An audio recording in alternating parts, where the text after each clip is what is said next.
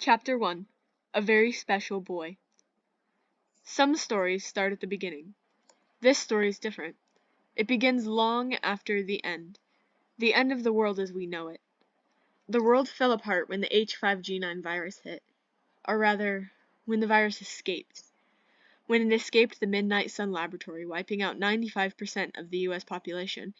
But Midnight Sun also created something else. Hybrids. Last Man's mission was to eliminate hybrids and bring the world back to normal. The Animal Army's goal was to protect them. Gus was the first hybrid. He, along with a betrayed member of the Animal Army Bear, a resigned last man, Tommy Jeopard, the leader of the hybrid sanctuary, Amy Eden, and a group of special hybrids. Together they took down General Abbott, the leader of the Last Men. What happened to Gus? A voice asked. Yeah, and Tommy Jeopard and Amy and... They all lived happily ever after in Yellowstone, I responded flatly. That's not how the story goes. Another voice corrected, sitting next to me in front of the class of hybrids. They don't need to know that, I said through my teeth. Helios had cut brown hair he was always moving out of his eyes. He had light green eyes and a sharp look to his face, much like me, except my hair went down to my upper back when let down, but was currently tied up into a bun. Amy got sick, he breathed. Helios, I exclaimed, as the kids started muttering to each other.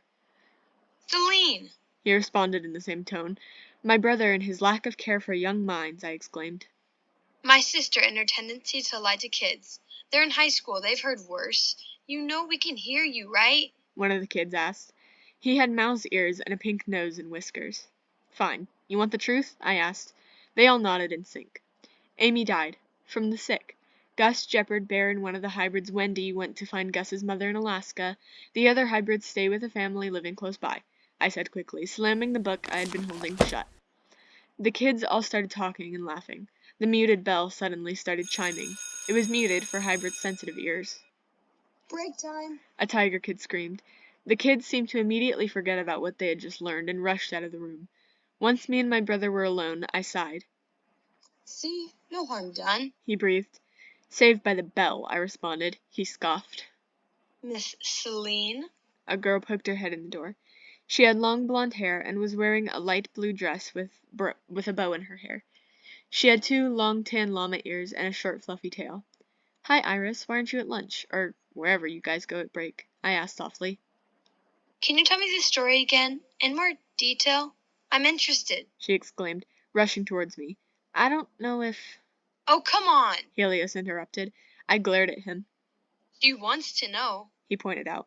Iris looked between us innocently. All right, sit, I said, sighing and patting the chair next to us.